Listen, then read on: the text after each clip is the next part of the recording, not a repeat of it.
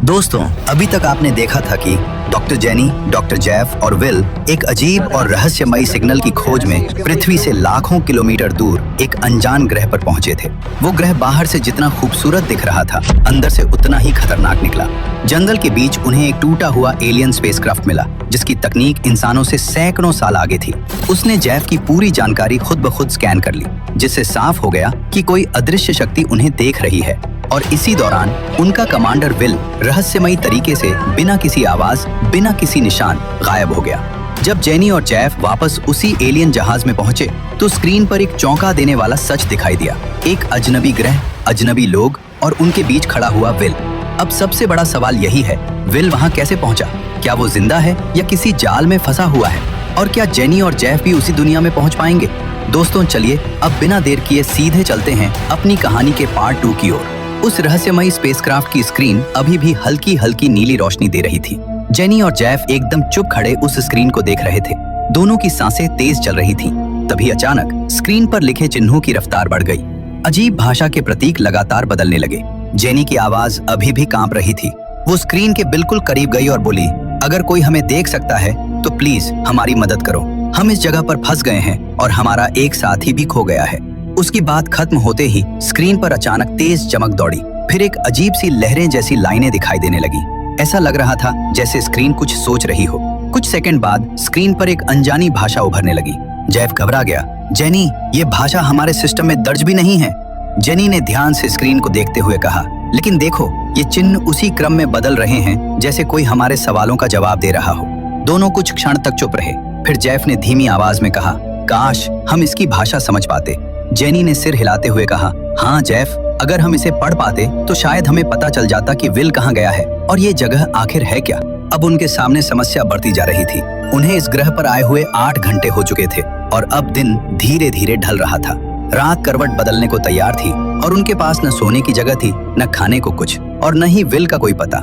Spacecraft की screen पर चलते हुए अजीब चिन्ह उन्हें और उलझा रहे थे, लेकिन उससे भी ज्यादा डर बाहर का अनजाना जंगल पैदा कर रहा था। जेनी ने घबराकर बोला, जेफ, क्या आज रात इसी स्पेसक्राफ्ट में हम लोग रात बिता सकते हैं?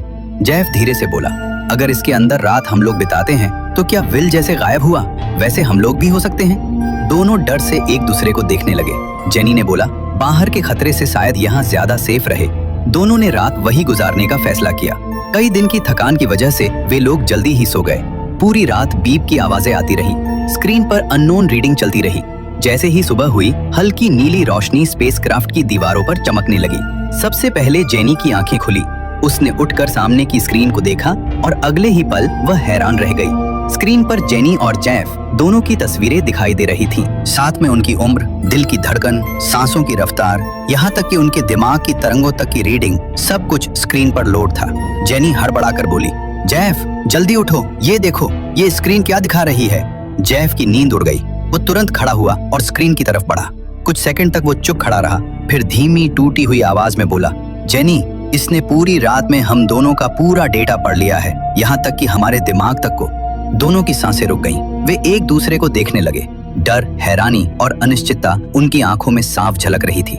स्क्रीन पर लगातार चल रहे शब्द मानो उन्हें समझा रहे थे कि स्पेसक्राफ्ट ने उनके हर विचार को महसूस किया है। जेनी ने धीरे कहा, जेफ, अगर ये हमारे मन को पढ़ सकता है तो इसे ये भी पता होगा कि हम किससे डरते हैं और हम यहाँ क्या ढूंढ रहे हैं। जेफ डर के साथ चारों तरफ देखने लगा। दोनों कुछ पल तक चुप रहे। स्पेसक्राफ्ट में हल्की बीप बीप जारी थी और कुछ ही समय बाद स्क्रीन पर अचानक एक नई लाइन उभरी, यू आर नॉट अलोन। ये पढ़कर जेनी और जेफ के हाथ पैर ठंडे पड़ गए। जेफ ने कांपती आवाज में चारों तरफ देखा। उसकी निगाहें हर कोने पर घूम रही थी, जैसे किसी भी पल कुछ सामने आ जाएगा। कुछ सेकंड की खामोशी के बाद वो धीरे से बोला, जेनी, ये जगह आखिर है कहाँ? हमारी धरती उससे कितनी दूर है? उसकी बात जैसे ही खत्म हुई, स्क्रीन ने एक तेज सफेद चमक छोड़ी। कुछ क्षण बाद धीरे धीरे नए शब्द उभरने लगे, मानो कोई उन्हें जवाब दे रहा हो। स्क्रीन पर लिखा था, distance from earth 30 crore 1 lakh kilometre. Jenny की सांस अटक सी गई। उसने डरते हुए कदम पीछे लिया। जेफ, हम इतनी दूर आ चुके हैं। जेफ को अपनी आंखों पर विश्वास ही नहीं हो रहा था। लेकिन स्क्रीन यही नहीं रुकी। उस पर अगली लाइन उभरी, प्लैनेट नेम GTL 6I। फिर कुछ अजीब सी आकृतियां चमकी डिस्प्ले पे और उनके नीचे सीधा लिखा दिखाई दिया, इस ग्रह पर 3 तरह का जीवन है, लेकिन तीनों जीवन बिल्कुल अलग अलग है। तुम्हें खुद ढूंढना होगा।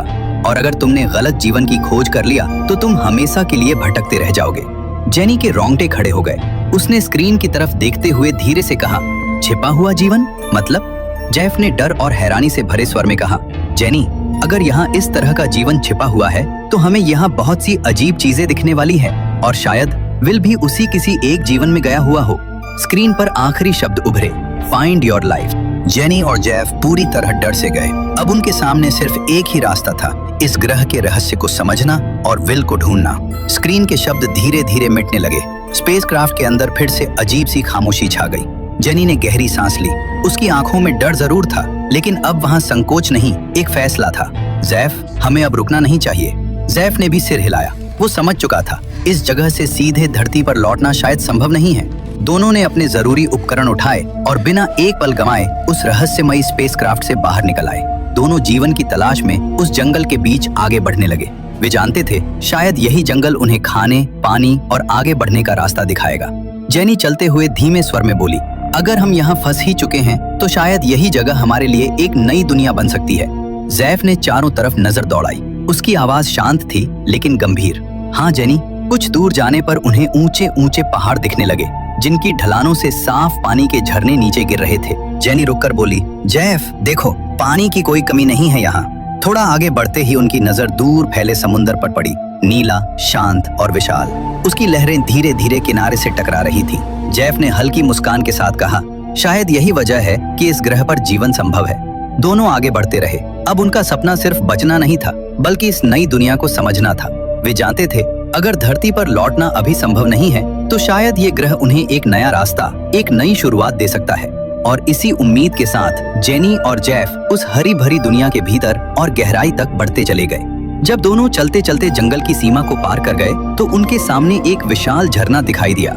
ऊपर से गिरता साफ पानी धूप में चमक रहा था और झरने के चारों ओर हरी भरी चट्टानें फैली हुई थीं। जेनी ने ऊपर की ओर इशारा करते हुए कहा, जेफ वहाँ देखो। झरने के ऊपर की ढलान पर कई पेड़ों पर मीठे फल लटक रहे थे। जेफ ने ये सब देखकर राहत की सांस ली। जेफ ने धीरे से बोला, शायद यही हमारा पहला खाना है। जेनी ने ध्यान से फल को देखा और धीमे स्वर में बोली, अगर यहाँ पानी है, फल है, तो इसका मतलब है ये जगह हमें जिंदा रख सकती है। दोनों सावधानी से पहाड़ियों पर चढ़ने लगे। चट्टानें फिसलन भरी थी, लेकिन झरने की ठंडी हवा उन्हें आगे बढ़ने की ताकत दे रही थी। कई बार पैर फिसले, हाथों से सहारा लिया और काफी मेहनत के बाद आखिरकार वे उस जगह पहुंच गए जहां फल वाले पेड़ थे। जेनी ने राहत की सांस लेते हुए कहा, कम से कम अब हमें भूखा नहीं रहना पड़ेगा। दोनों ने सावधानी से थोड़े से फल तोड़े। सबसे पहले जमीन पर रखा, फिर थोड़ा थोड़ा चखा। उनका स्वाद मीठा और ताजा था। जेफ की आंखों में चमक आ गई। जेनी, ये खाने लायक हैं। जेनी मुस्कुराई। कई घंटों बाद उसे पहली बार थोड़ी सी राहत महसूस हुई। दोनों वहां काफी देर तक सुकून के साथ बैठे रहे। झरने की आवाज, ठंडी हवा और आसपास की हरियाली ने उन्हें कुछ पल के लिए सब कुछ भुलवा दिया था। तभी जेफ ने गहरी सोच में डूबे हुए कहा, जेनी, उस डिस्प्ले पर 3 अलग अलग जीवन की बात कही गई थी। एक जीवन तो हमने देख ही लिया है, जहाँ विल है। वो कुछ पल रुका, फिर धीरे से बोला, लेकिन बाकी 2 जीवन कैसे होंगे? जेनी ने सामने फैले पहाड़ों की ओर देखा, जहां रास्ते धीरे धीरे बदलते जा रहे थे। उसकी आवाज शांत लेकिन भरोसे से भरी थी। नहीं जेफ, मुझे नहीं लगता कि वो यहीं होंगे। मुझे लगता है हमें अभी बहुत आगे तक का सफर करना है। वो झरने की दिशा से दूर की ओर इशारा करते हुए बोली, देखो, यहाँ हर थोड़ी दूरी पर जीवन का रूप बदलता जा रहा है। जंगल, पहाड़, पानी सब अलग अलग हैं। जेनी ने हल्की मुस्कान के साथ कहा, जब हम और आगे बढ़ेंगे तब शायद समझ आएगा कि आगे क्या दिखने वाला है। जेफ ने चुपचाप सिर हिलाया। उसे भी अब एहसास हो रहा था, यह यात्रा की बस शुरुआत है। इसके बाद दोनों फिर से आगे बढ़ने लगे। कुछ दूर चलने के बाद अचानक आसमान का रंग बदलने लगा। नीलापन धीरे धीरे गायब होने लगा और काले बादल चारों तरफ छा गए। तेज हवा चलने लगी। कुछ समय बाद बारिश धीरे धीरे रुकने लगी। हवा शांत हो गई और बादल हल्के पड़ने लगे। जब दोनों बाहर निकले तो सामने का नजारा देखकर हैरान रह गए। दूर अंधेरे के बीच 2 जगह हल्की हल्की चमकती हुई रोशनी दिखाई दे रही थी। जेफ ने हैरानी से कहा, जेनी, वो देखो, 2 अलग अलग जगहों से रोशनी आ रही है। जेनी ने गंभीर होकर जवाब दिया, हाँ, मुझे लगता है 2 जीवन तो यहीं मौजूद हैं। लेकिन अगले ही पल उसने धीमी आवाज में कहा, मगर डिस्प्ले पर 3 जीवन बताए गए थे। इसका मतलब तीसरे जीवन में पहले ही विल चला गया है। दोनों कुछ पल तक चुप रहे, फिर उन रोशनियों को देखते रहे। धीरे धीरे फिर आगे बढ़ने लगे। आखिरकार दोनों उस चमकती हुई रोशनी के पास पहुंच गए। रोशनी पास से और भी तेज लग रही थी।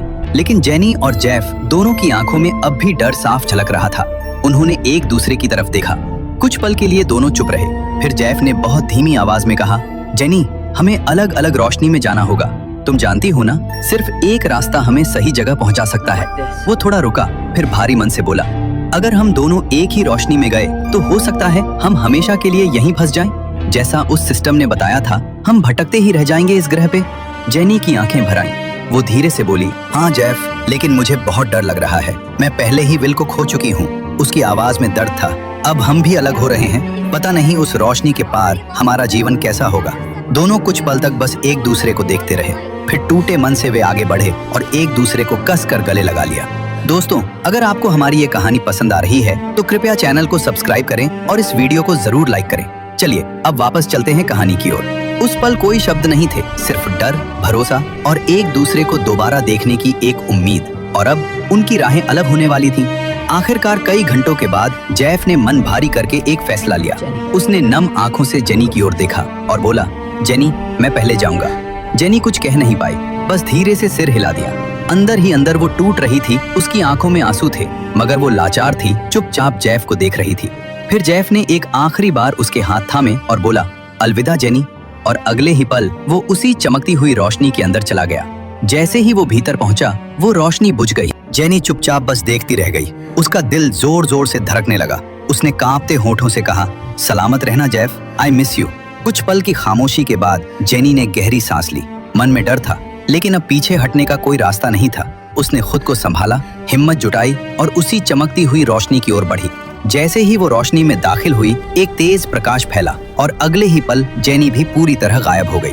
कुछ समय बाद जेफ खुद को एक बर्फीली सतह पर खड़ा हुआ पाया। उसे कुछ समझ नहीं आ रहा था कि वो कहाँ है। जहाँ तक उसकी नजर जाती, सिर्फ बर्फ और पानी। चारों तरफ सन्नाटा था। हवा ठंडी और तेज थी। जेफ जोर जोर से चिल्लाया, कोई है यहाँ? जेनी, विल, कोई है? लेकिन उसकी आवाज बर्फीली हवाओं में कहीं खो गई। वहां उसे सुनने वाला कोई भी नहीं था। दोस्तों, अब सबसे बड़ा सवाल यही है, जेनी उस रोशनी के पार आखिरकार किस ग्रह पर पहुंची? और क्या जेफ इस बर्फीली दुनिया में अकेले जिंदा रह पाएगा? और विल, वो असल में किस दुनिया में फंसा हुआ है? ये सब जानने के लिए आपको देखना होगा पार्ट 3। दोस्तों, अगर आप चाहते हैं कि हम पार्ट 3 जल्दी लेकर आएं, तो कमेंट बॉक्स में पार्ट 3 जरूर लिखें और वीडियो को ज्यादा से ज्यादा लाइक और हाइप करें।